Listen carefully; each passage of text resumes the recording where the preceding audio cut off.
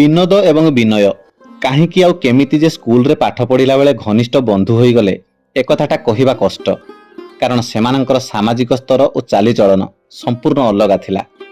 ଅବଶ୍ୟ ଦୁଇ ଜଣଙ୍କର ବୀର ରାମଚନ୍ଦ୍ରପୁରରେ ଜନ୍ମ, ଦୁଇ ଜଣ ଯାକ ରାମଚନ୍ଦ୍ରପୁରର ଅଧିବାସୀ, କିନ୍ତୁ ସେତିକି ଯେ କ'ଣ ତାଙ୍କର ଦୁଇ ଜଣଙ୍କର ନିବିଡ଼ତାର କାରଣ ହୋଇପାରେ କି? କାରଣ ବିନୋଦର ବାପା ଅଭୟ ମଉସା ବଂଶାନୁକ୍ରମେ ତାଙ୍କ ଗାଁର ଜମିଦାର ଥିଲେ, ଆଉ ସମସ୍ତଙ୍କର ସାଆନ୍ତେ ମଧ୍ୟ। ଖୁବ୍ ଭଲ ମଣିଷ ଥିଲେ ଏବଂ ଶିକ୍ଷିତ ମଧ୍ୟ। ସେଥିପାଇଁ ଗାଁରେ ତାଙ୍କ କଥା ସମସ୍ତେ ମାନନ୍ତି। ତାଙ୍କ ସାଙ୍ଗରେ କେହି ଯୁକ୍ତି ମଧ୍ୟ କରନ୍ତିନି। ଗାଁରେ ସମସ୍ତଙ୍କର ସୁଖ ଦୁଃଖ ସେ ବୁଝନ୍ତି। ବିନୋଦର ବାପା ସାଆନ୍ତଙ୍କ ଘରେ ବିନୟର ବାପା ଜଣେ ବାରମାସୀ ହଳିଆ ଥିଲେ। ସାଆନ୍ତଙ୍କର ସବୁ ଚାଷବାସ କାମ ସେ ବୁଝୁଥିଲେ। ତେବେ ବଡ଼ ଦୁଃଖର କଥା ହେଲା, ଥରେ ବଳପୁରରୁ ଫେରିଲା ବେଳେ ଅକାଳ ବର୍ଷା ଏବଂ ବଜ୍ରପାତରେ ବିଲ ମଝିରେ ତାଙ୍କର ମୃତ୍ୟୁ ହୋଇଗଲା। ସେଇଦିନଠାରୁ ବିନୟର ମା ସାଆନ୍ତଙ୍କ ଘରେ ଯାଇ କାମ କରନ୍ତି। ସାଆନ୍ତଙ୍କ ଦାନ ଦୟାରେ ହିଁ ମା ପୁଅଙ୍କର ଶାଗ ପଖାଳରେ ଦିନ ବିତିଯାଏ। ଗାଁ ଶେଷ ମୁଣ୍ଡରେ ଚାଳ ଛପର ଝାଟି ମାଟିର 2 ବଖରା ଘର। ନିଜର କହିବାକୁ ଗଲେ ଡାମ୍ଫଣ ମୁନରେ ଡାମ୍ଫଣେ ଜମି ନାହିଁ। ତଥାପି ବିନୟର ମା ମନରେ ବହୁତ ଆଶା। ଯେମିତି କଥାରେ ନଥାଏ କି, ଅଣ୍ଟିରେ ନଥାଇ ଧନ, ପୁଅ ବାହା କରିବାକୁ ମନ। ଠିକ୍ ସେମିତି ନେତ ମାଉସୀ ଆଶା କରି ରଖିଥାନ୍ତି ତାଙ୍କ ପୁଅ ବିନୟ ଯେମିତି ହେଲେ ବି କଲେଜରେ ପାଠ ପଢ଼ିବ, ଆଉ ତାପରେ ସରକାରୀ ଚାକିରି କରିବ, ଆଉ ବଡ଼ ମଣିଷ ହେବ। ବାକି ରହିଲା ବିନୋଦ ଆଉ ବିନୟ। ଏମାନଙ୍କର ଆଉ ଜଣେ ସାଙ୍ଗ ହେଲା ବିକାଶ। ସାଆନ୍ତଙ୍କ ଗାଁରେ ପ୍ରତିଷ୍ଠା କରାଯାଇଥିବା ସ୍କୁଲରେ ବିକାଶର ବାପା ହେଲେ ଜଣେ ଶିକ୍ଷକ। ସ୍କୁଲରୁ ଯାହା ଦରମା ମିଳେ ଆଉ ଘରେ ଟ୍ୟୁସନ କରି ବାପା ତାଙ୍କର ଘର ଚଳାନ୍ତି। ଏତେ ସାମାଜିକ ବିବିଧତା ଆଉ ବିଭେଦତା ଭିତରେ ବି ଏ 3 ଜଣ କେମିତି ଯେ ଏତେ ଘନିଷ୍ଠ ସାଙ୍ଗ ହୋଇଗଲେ, ଏକଥା ଭାବିଲେ ଆଶ୍ଚର୍ଯ୍ୟ ଲାଗେ। ମନେ ହୁଏ ଏସବୁ ବୋଧେ ସେହି ପ୍ରଭୁ ଜଗନ୍ନାଥଙ୍କ ଇଚ୍ଛା। ସେକେଣ୍ଡାରୀ ପରୀକ୍ଷାରେ ପ୍ରଥମ 10 ଜଣଙ୍କ ଭିତରେ 7ମ ସ୍ଥାନ ପାଇଥିବାରୁ ବିନୟକୁ ସରକାରୀ ବୃତ୍ତି ମିଳିଲା। ବିକାଶ ଆଉ ବିନୋଦ କେବଳ ପ୍ରଥମ ଶ୍ରେଣୀରେ ପାସ୍ କରିଥିଲେ। ତେଣୁ ବିକାଶ ଆଉ ବିନୟ ସାଆନ୍ତଙ୍କ ଆର୍ଥିକ ସହାୟତା ଯୋଗୁଁ ବିନୋଦ ସାଙ୍ଗରେ ଯାଇ ପୁରୀରେ SSC କଲେଜରେ ଯୁକ୍ତ 2 ବିଜ୍ଞାନରେ ପାଠ ପଢ଼ିବା ଆରମ୍ଭ କଲେ। ବିକାଶର ମନଟା ଏଇଥିପାଇଁ ଖୁସି ଥାଏ କି ବିନୟର ମା ନେତ ମାଉସୀଙ୍କ ସ୍ୱପ୍ନଟା ପୂରଣ ହେବାକୁ ଯାଉଥିଲା। ପୁରୀକୁ ପାଠ ପଢ଼ିବା ପାଇଁ ଗଲା ପରେ ଏମାନେ 3 ଜଣ କଲେଜ ପାଖରେ ଗୋଟିଏ ବଖରା ଥିବା ଘର ଭଡ଼ା ନେଇ ସେଇଠି ଏକାଠି ରହିଲେ। ଗୋଟିଏ ରୁମ୍ରେ ଶୋଇବା ଆଉ ପାଠ ପଢ଼ା, ଏବଂ ରୁମ୍କୁ ଲାଗିଥିବା ପଛପଟ ବାରଣ୍ଡାରେ ରୋଷେଇ ଘର, ଗାଧୁଆ ଘର ଏବଂ ଶୌଚାଳୟ। କହିବାକୁ ଗଲେ ନିପଟ ମଫସଲରୁ ଆସିଥିବା ଏ 3 ଜଣ ସାଙ୍ଗଙ୍କ ପାଇଁ ଆଉ କ'ଣ ଦରକାର? 3 ସାଙ୍ଗଙ୍କ ଭିତରୁ ବିକାଶ କୁହନ୍ତି, ପୁରୀରେ ରହିବା ପରେ ପ୍ରଥମ କାର୍ତ୍ତିକ ପୂର୍ଣ୍ଣିମା ତାଙ୍କ ଜୀବନରେ ସେ କେବେ ଭୁଲି ପାରିବେନି। କାରଣ ସେଦିନ ସକାଳେ ସେ 3 ଜଣ ସାଙ୍ଗ କାହିଁକି ଯେ ଏମିତି ଅପ୍ରତ୍ୟାଶିତ ନିଷ୍ପତ୍ତି ନେଲେ, ତାର କାରଣ ଆଜି ପର୍ଯ୍ୟନ୍ତ ଜାଣି ହେଲାନି। ସେଦିନ ଥାଏ ପୁଣ୍ୟ କାର୍ତ୍ତିକ ପୂର୍ଣ୍ଣିମା। ସେଦିନ ଏମାନେ ଠିକ୍ କଲେ ଯେ ଯେହେତୁ ଆଜି କାର୍ତ୍ତିକ ପୂର୍ଣ୍ଣିମା, ତେଣୁ ଚାଲ ସମୁଦ୍ରରେ ଗାଧୋଇ ଆସିବା, ତାପରେ ମନ୍ଦିରକୁ ଯାଇ ମହାପ୍ରଭୁ ଜଗନ୍ନାଥଙ୍କ ଦର୍ଶନ କରିବା। ମହାପ୍ରଭୁଙ୍କ ଦର୍ଶନ ସାରି ରୁମ୍କୁ ଆସି ଚୁଡ଼ା କଦଳୀ ଚକଟିକି ଜଳଖିଆ କରିବା। ଏବଂ ଏହି ନିଷ୍ପତ୍ତି ଅନୁସାରେ 3 ସାଙ୍ଗ ଯାଇ ପହଞ୍ଚିଲେ ସମୁଦ୍ର କୂଳରେ। ମନରେ ଭୟ ଥାଏ, ସମୁଦ୍ରରେ ଗାଧେଇ ପଡ଼ିଲେ କାଳେ ଜ୍ୱର ହୋଇଯିବନି ତ। ତାପରେ ବି ଏମାନେ 3 ଜଣ ଗାଧୋଇଲେ। କିଛି ସମୟ ଗାଧୋଇବା ପରେ କୂଳକୁ ଉଠି ଆସି କୂଳରେ କିଛି ସମୟ ଛିଡ଼ା ହେଲା ପରେ ବିନୟ କହିଲା, ଭାଇ ତୁମେ 2 ଜଣ ଏଇଠି ଛିଡ଼ା ହୋଇଥାଅ, ମୁଁ ଯାଉଛି ଆଉ ଟିକେ ମନ ପୂରେଇ ଗାଧେଇ ଆସୁଛି। ସାଙ୍ଗ ବିକାଶ ଆଉ ବିନୋଦ ତାକୁ ବାରମ୍ବାର ମନା କରିବା ସତ୍ତ୍ୱେ ବି ସେ ତାଙ୍କ କଥାକୁ ମାନିଲା ନାହିଁ। ତାଙ୍କ ବାରଣକୁ ନ ମାନି ବିନୟ ଯାଇ ଆଉ ଥରେ ଗାଧେଇଲା, ଆଉ ମନ ଇଚ୍ଛା ଗାଧୋଇ ଫେରି ଆସିଲା। ତାପରେ ଏ 3 ରୁମ୍କୁ ଫେରିଲେ। ରୁମ୍କୁ ଆସି ଦେହରେ ଲାଗିଥିବା ବାଲି ମିଶା ଲୁଣିଆ ପାଣିକୁ ଛଡ଼ାଇବା ପାଇଁ ଭଲ କରି ଗାଧୋଇ 3 ଜଣ ସାଙ୍ଗ ପୁଣି ଥରେ ବାହାରି ଗଲେ ମହାପ୍ରଭୁ ଜଗନ୍ନାଥଙ୍କ ଦର୍ଶନ ପାଇଁ। ମନ୍ଦିରକୁ ଯାଇ ଜଗନ୍ନାଥଙ୍କୁ ଦର୍ଶନ କରି ରୁମ୍କୁ ଫେରି ସନ୍ଧ୍ୟାବେଳେ ନିଜେ ଆଳୁ ପକୋଡ଼ି ଛାଣି ପେଟାଏ ଲେଖାଏଁ ଖାଇ ବସିଲେ ପାଠ ପଢ଼ିବା ପାଇଁ। ଏବଂ ରାତିରେ ଚୁଡ଼ା ଚକଟିକି ଖାଇଦେଇ ଶୋଇ ପଡ଼ିଲେ 3। ରାତ୍ର ପାଖାପାଖି 11ଟା ହେବ। କ'ଣ ଗୋଟାଏ ଧଇଁ ପେଲିବା ଏବଂ ଗଁ ଗଁ ହେବା ଭଳି ଶବ୍ଦ ଶୁଣିବାକୁ ପାଇଲେ ବିକାଶ। ହଠାତ୍ ନିଦଟା ଭାଙ୍ଗିଗଲା ବିକାଶଙ୍କର, ଏବଂ ବିନୋଦ ବି ଉଠି ପଡ଼ିଲା। ଉଠିପଡ଼ି ଲାଇଟ୍ ଜଳାଇ ଦେଖିଲା ବେଳକୁ ବିନୟ ତା ଖଟ ଉପରେ ଶୋଇ ଗଁ ଗଁ ଶବ୍ଦ କରୁଛି। ଏମିତି ଲାଗୁଥାଏ ସତେ ଯେମିତି ତାକୁ ନିଶ୍ୱାସ ପ୍ରଶ୍ୱାସ ନେବାରେ କଷ୍ଟ ଅନୁଭବ ହେଉଛି। ଏମାନେ ଦୁହେଁ ଭାବିଲେ ସ୍ୱପ୍ନ ଦେଖି ବୋଧେ ଏମିତି ହେଉଛି। ତେଣୁ ତା ନିଦ ଭାଙ୍ଗିଦେବା ପାଇଁ ଏମାନେ ତାକୁ ଯାଇ ଜୋରରେ ହଲେଇ ହଲେଇ ଡାକିଲେ। ସେତେବେଳକୁ ତାର ଏମିତି ଅବସ୍ଥା ଦେଖି ସେମାନେ ବହୁତ ଚିନ୍ତିତ ହୋଇ ପଡ଼ିଲେଣି, କାରଣ ତା ଦେହ ତାତିରେ ଖଇ ଫୁଟୁଥାଏ। ସେ ଆଖି ତ ଖୋଲିଲା, କିନ୍ତୁ ଆଖି ଖୋଲିବା ପାଇଁ ତାକୁ ବହୁତ କଷ୍ଟ ହେଉଥିବା ପରି ଜଣାପଡ଼ୁଥାଏ। ନିଶ୍ୱାସ ପ୍ରଶ୍ୱାସ ନେବା ପାଇଁ ତାକୁ କଷ୍ଟ ହେଉଥିବାରୁ ସେ ପାଟି ବାଟେ ନିଶ୍ୱାସ ନେଉଥାଏ। ଏମାନଙ୍କୁ ସେ କିଛି କହିବ ବୋଲି ଚେଷ୍ଟା କରୁଥିଲେ ମଧ୍ୟ କିଛି କହିପାରୁନଥାଏ। ତା ପାଟିରୁ ଖାଲି ଗଁ ଗଁ ଶବ୍ଦ ବାହାରୁଥିଲା। ତା ଅବସ୍ଥା ଯେ ସଙ୍କଟାପନ୍ନ ଏଥିରେ କୌଣସି ସନ୍ଦେହ ନଥିଲା। ତେଣୁ ଏମିତି ଅବସ୍ଥାରେ ବିକାଶ ଆଉ ବିନୋଦ କ'ଣ କରିବା ଉଚିତ ସେ ବିଷୟରେ ଏମାନଙ୍କର ନା କିଛି ଥିଲା ଜ୍ଞାନ ନା କିଛି ଅନୁଭୂତି ଥିଲା। ତେଣୁ ଉପାୟ ଶୂନ୍ୟ ହୋଇ ଗୋଟିଏ ଅଟୋ ରିକ୍ସା ଡାକି ବିନୟକୁ ନେଇ ପୁରୀ ସରକାରୀ ହସ୍ପିଟାଲ ନେଇ ପହଞ୍ଚିଲେ। ରାତି ସେତେବେଳକୁ 12ଟା। ଏମର୍ଜେନ୍ସିରେ ଥାଇ ନିଦରେ ଶୋଇପଡ଼ିଥିବା ଯୁବକ ଡାକ୍ତର ବିନୟକୁ ପରୀକ୍ଷା କରି ତାକୁ ଆଡମିଟ୍ କରାଇ ତାର ତତ୍କାଳୀନ ଚିକିତ୍ସା ପାଇଁ ବ୍ୟବସ୍ଥା କରିଦେଲେ। ତାପରେ ଏ ଦୁହିଁଙ୍କୁ ବାହାରକୁ ଡାକି ଡାକ୍ତରବାବୁ କହିଲେ, ଦେଖ ପିଲାମାନେ, ଏଠାରେ ଓଟିରେ କେବଳ ଗୋଟିଏ ଅକ୍ସିଜେନ ଅଛି।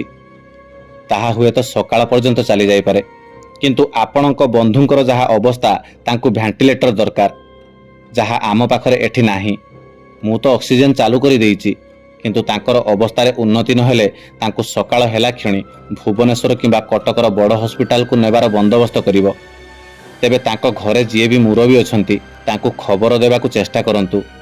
ଏତିକି କହି ଡାକ୍ତରବାବୁ ଚାଲିଗଲେ। ଡାକ୍ତରବାବୁ ଭିତରକୁ ଚାଲିଗଲା ପରେ ଏମାନେ ଦୁଇଜଣ ସାଙ୍ଗ ବିକାଶ ଆଉ ବିନୋଦ କ'ଣ କରିବେ କିଛି ଭାବି ନ ପାରି 15 ମିନିଟ୍ ପର୍ଯ୍ୟନ୍ତ ସେମିତି ଚୁପଚାପ ଡାକ୍ତରଖାନା ବାରଣ୍ଡାରେ ବସି ରହିଲେ। କିଛି ସମୟ ଗଲା ପରେ ବିନୋଦ କହିବାକୁ ଲାଗିଲା, ବିକାଶ, ମୁଁ ଏଠି ବିନୟ ପାଖରେ ଡାକ୍ତରଖାନାରେ ରହୁଛି, କାରଣ ଡାକ୍ତର କେତେବେଳେ ବି ଖୋଜି ପାରନ୍ତି। ତେବେ ରାତି ଏବେ 1ଟାଏ ବାଜିଲାଣି, ଏବେ ତ ଆଉ ବସ୍ ନଥିବ।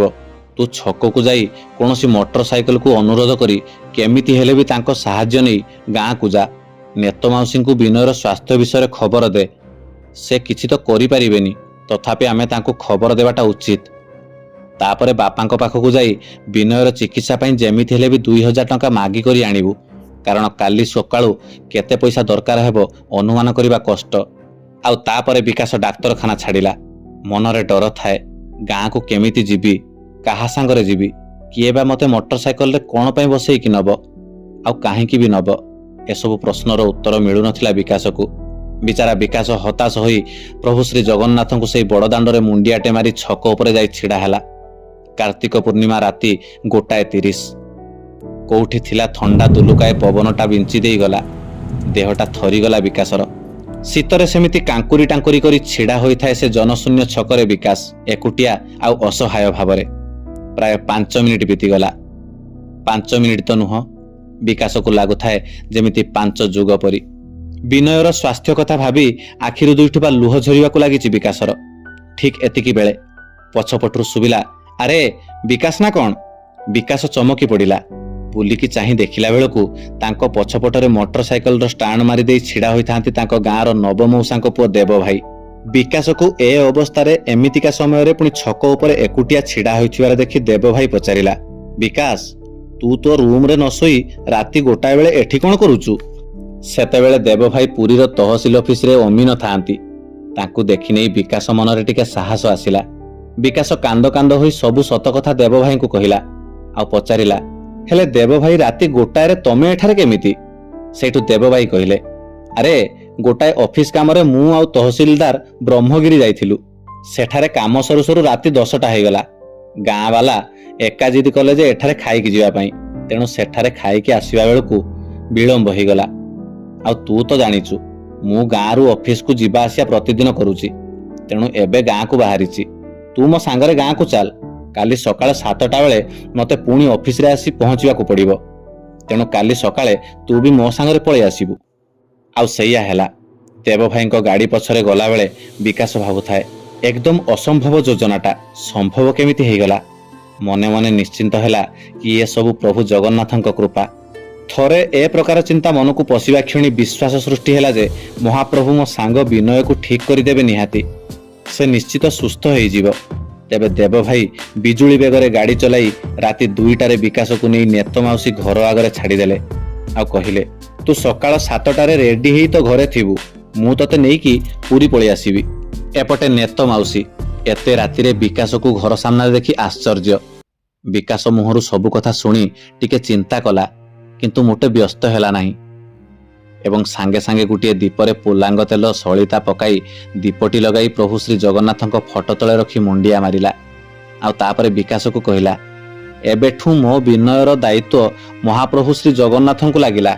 ଏ ଅଖଣ୍ଡ ଦୀପ ଏମିତି ଜଳିଲା, ମୋ ବିନୁ ସ୍ୱସ୍ଥ ହୋଇକି ଫେରି ନ ଆସିବା ପର୍ଯ୍ୟନ୍ତ ଏ ଦୀପ ଏମିତି ଜଳୁଥିବ। ସେ ସୁସ୍ଥ ହୋଇ ଫେରିକି ଆସିଲା ପରେ ମୁଁ ଏ ଦୀପକୁ ବିସର୍ଜନ କରିବି। ବିକାଶ, ତୁ ଏବେ ଘରକୁ ଯା। କାଲି ସକାଳେ ପୁଣି ପୁରୀ ଯିବୁ, ଟିକେ ଘରେ ଶୋଇପଡ଼ି ସକାଳେ ଉଠିକି ପୁରୀ ଯିବୁ। ତାପରେ ବିକାଶ ସେଇ ରାତିରେ ଯାଇ ସାଆନ୍ତଙ୍କୁ ସବୁ କଥା କହିଲା ଏବଂ ସାଆନ୍ତଙ୍କ ଠାରୁ 2000 ଟଙ୍କା ଆଣି ଘରକୁ ଆସିଲା। ବିକାଶର ବାପା ମା ବିନୟର ଏମିତି ପରିସ୍ଥିତି କଥା ଶୁଣି ମଧ୍ୟ ବହୁତ ବ୍ୟସ୍ତ ହେଉଥାନ୍ତି। ତା ପରଦିନ ସକାଳ 6:15 ବିକାଶ ଏବଂ ଦେବ ଭାଇ ଗାଁରୁ ପୁରୀ ଆସିଲେ। ସକାଳ 7ଟା ସମୟରେ ବିକାଶକୁ ଡାକ୍ତରଖାନା ଛକରେ ଛାଡ଼ିଦେଇ ଦେବ ଭାଇ ଅଫିସ ଚାଲିଗଲେ। ତାପରେ ବିକାଶ ଧୀରେ ଧୀରେ କରି ଡାକ୍ତରଖାନା ଭିତରକୁ ପ୍ରବେଶ କଲା। ବିକାଶ ଡାକ୍ତରଖାନା ହତା ଭିତରେ ପଶିକି ଦେଖିଲା ବେଳକୁ ଡାକ୍ତରଖାନାର କାଜୁଆଲିଟି ବିଭାଗର ବାରଣ୍ଡା ପାହାଚରେ ମୁଣ୍ଡରେ ହାତ ଦେଇ ତଳକୁ ମୁହଁ ପୋତି ବସିଛି ବିନୋଦ। ବିନୋଦକୁ ଏମିତି ବସିଥିବାର ଦେଖି ବିକାଶ ଚମକି ପଡ଼ିଲା ଏବଂ ମନେ ମନେ ଭାବିଲା, ଆରେ ଇଏ ଏଠି କ'ଣ ପାଇଁ ବସିଛି?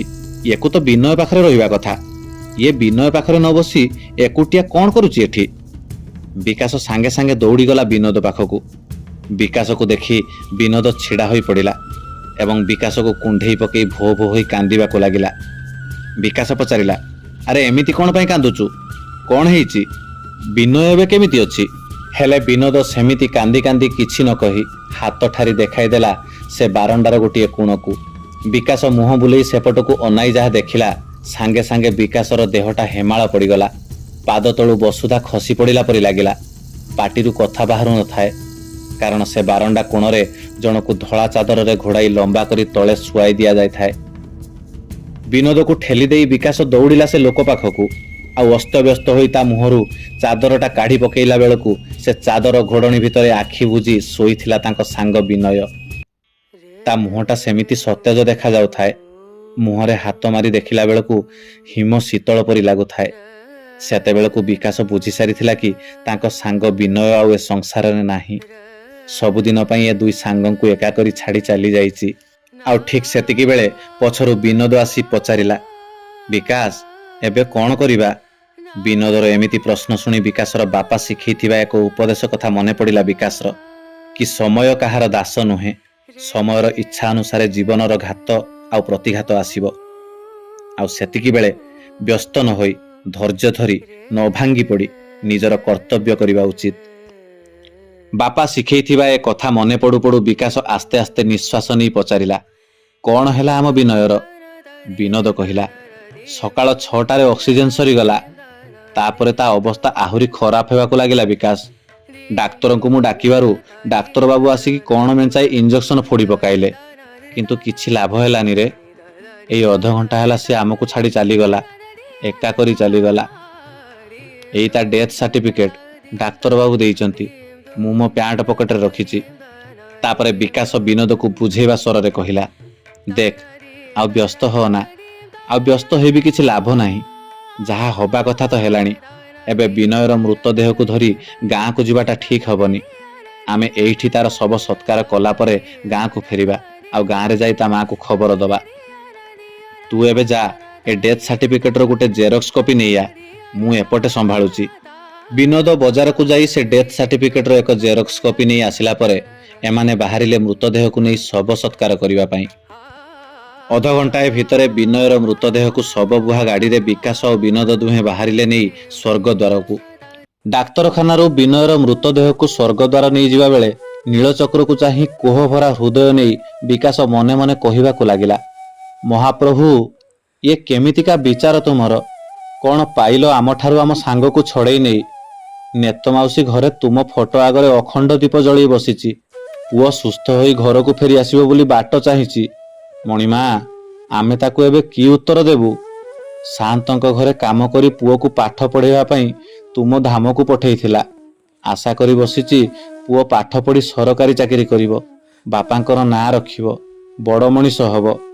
ହେଲେ ତୁମେ ନେତ ମାଉସୀ ପାଖରୁ ତା ପୁଅକୁ ଛଡ଼େଇ ନେଇ କ'ଣ ପାଇଲ ମହାବାହୁ?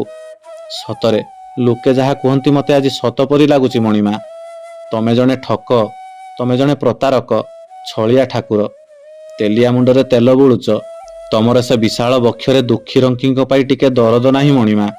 ଯଦି ଥାଆନ୍ତା ତମେ କ'ଣ ଆମଠାରୁ ଆମ ସାଙ୍ଗକୁ ଛଡ଼େଇ ନେଇଥାନ୍ତ, ନା ନେତ ମାଉସୀ ଠାରୁ ତା ପୁଅକୁ ଛଡ଼େଇ ନେଇଥାନ୍ତ?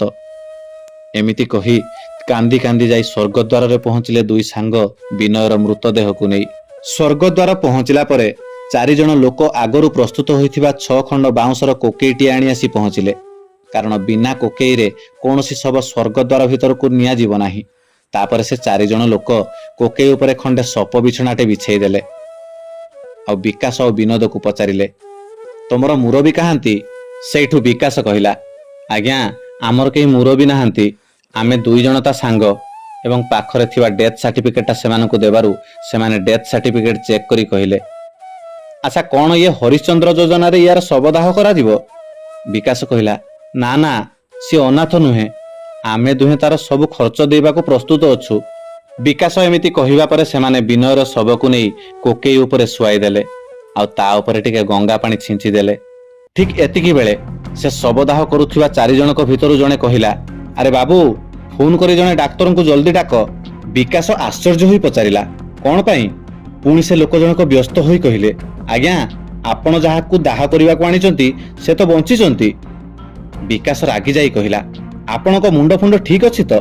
ବଡ଼ ଡାକ୍ତରଖାନାର ଡାକ୍ତର 6 ଘଣ୍ଟା ଚିକିତ୍ସା କଲା ପରେ ଯାଇକି ମୃତ ଘୋଷଣା କରିଛନ୍ତି ଆଉ ଡେଥ୍ ସାର୍ଟିଫିକେଟ ମଧ୍ୟ ଦେଇଛନ୍ତି, ପୁଣି ଆପଣ କହୁଛନ୍ତି ସେ ବଞ୍ଚିଛି ବୋଲି? ବିକାଶ ପାଖରୁ ଏମିତି କଥା ଶୁଣି ସେ ଲୋକ ଜଣକ କହିଲା, ବାବୁ ଛୋଟ ମୁହଁରେ ବଡ଼ କଥା, ମୁଁ ଟିକେ ପରୀକ୍ଷା କରି ଦେଖିପାରିବି କି? ସେଇଠୁ ବିକାଶ ବିରକ୍ତି ହୋଇ କହିଲା, ହଉ କ'ଣ ଦେଖୁଛ ଦେଖ। ପୁଣି ସେ ଲୋକ ଜଣକ କହିଲେ, ବାବୁ ଆପଣ ବି ଆସନ୍ତୁ ଦେଖିବେ। ଏକଥା ଶୁଣି ବିକାଶ ତାଙ୍କ ପାଖକୁ ଟିକେ ଘୁଞ୍ଚି ଯାଇ ଦେଖିବାକୁ ଲାଗିଲା। ସେ ଲୋକ ଜଣକ ଗୋଟେ ହାତରେ ବିନୟର ମୁଣ୍ଡକୁ ବାରମ୍ବାର ଆଉଁସେଇ ଦେଉଥାନ୍ତି ଏବଂ କାନ୍ଧରେ ପଡ଼ିଥିବା ଗାମୁଛାଟାକୁ କାଢ଼ି ଗାମୁଛାର ଗୋଟିଏ କୋଣରୁ ଗୋଟିଏ ସରୁ ସୂତାକୁ ମୁଡ଼ି ଗୋଜିଆ କରିଦେଲେ ଏବଂ ତାପରେ ନଇଁ ପଡ଼ି 2 ଆଙ୍ଗୁଳିରେ ବିନୟର ବୁଜି ଯାଇଥିବା ଆଖିରୁ ଗୋଟିକର ଆଖିର ପତା ଖୋଲିଦେଲେ। ବିନୟର ନିଶ୍ଚଳ ଡୋଳାଟା ଏମାନଙ୍କୁ ଅନେଇ ଚାହିଁ ରହିଥିଲା।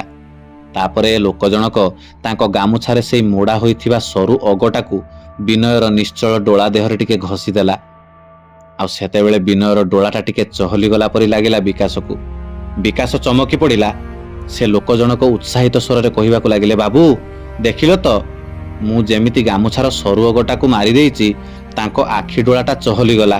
ବିକାଶ ସେତେବେଳେ କ'ଣ କହିବେ କି କ'ଣ ନ କହିବେ, କ'ଣ କରିବେ କି କ'ଣ ନ କରିବେ, ଦେହଟା ଶିହରି ଉଠିଲା ବିକାଶର।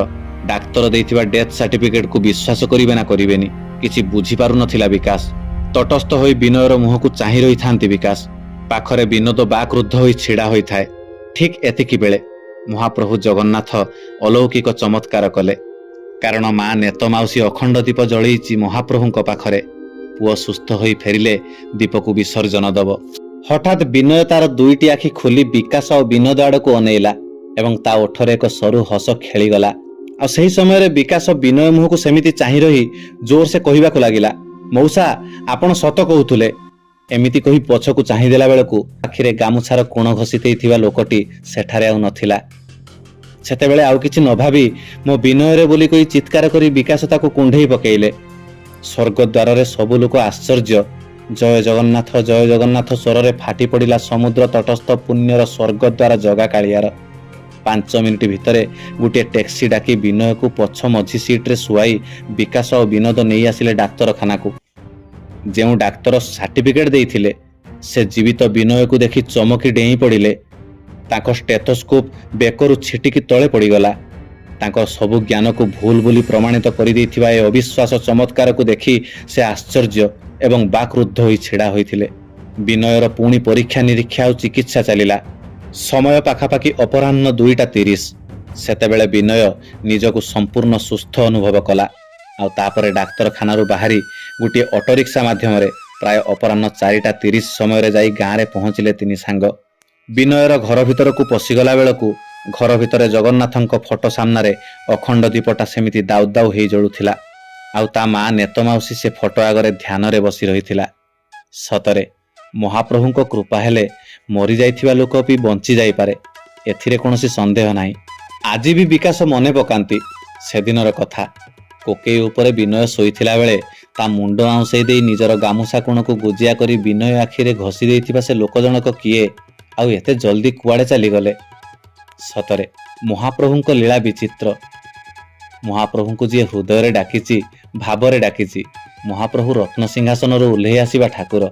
ସେଇଥିପାଇଁ ତ ଦୁଃଖୀ ରଙ୍କିଙ୍କ ଦୁଃଖ ବୁଝନ୍ତି ବୋଲି ଅନାଥର ନାଥ ଜଗନ୍ନାଥ ନାମ ବହିଛନ୍ତି। ଧନ୍ୟ ମହାପ୍ରଭୁଙ୍କ ଲୀଳା, ଧନ୍ୟ ତାଙ୍କ କରୁଣା। ସୁନ୍ଦର ଅନୁଭୂତିଟିଏ। ବୀର ରାମଚନ୍ଦ୍ରପୁରରୁ ତିନି ସାଙ୍ଗ ବିନୋଦ, ବିନୟ ଆଉ ବିକାଶ ବାବୁ ପଠେଇଛନ୍ତି। ରହିଲି ଆଜ୍ଞା, ପୁଣି ଥରେ ଦେଖାହେବ ଆଉ ଏକ ନୂଆ ଅଧ୍ୟାୟ ସହ, ଆଉ ଏକ ନୂଆ ଭକ୍ତର ନୂଆ ଅନୁଭୂତି କଥା ସହ। ସେ ଯାଏ ମୋତେ ବିଦାୟ ଦିଅନ୍ତୁ। ଆପଣମାନଙ୍କ ଆଶୀର୍ବାଦ ସଦାସର୍ବଦା ମୋ ଉପରେ ଏମିତି ଯୋଡ଼ି ହେଇଥାଉ। ମହାପ୍ରଭୁଙ୍କର ଜୟ ହେଉ, ଶ୍ରୀକ୍ଷେତ୍ର ମାଟିର ଜୟ ହେଉ, ପୁରୀ ମାଟିର ଜୟ ହେଉ। ରହିଲି, ଜୟ ଜଗନ୍ନାଥ।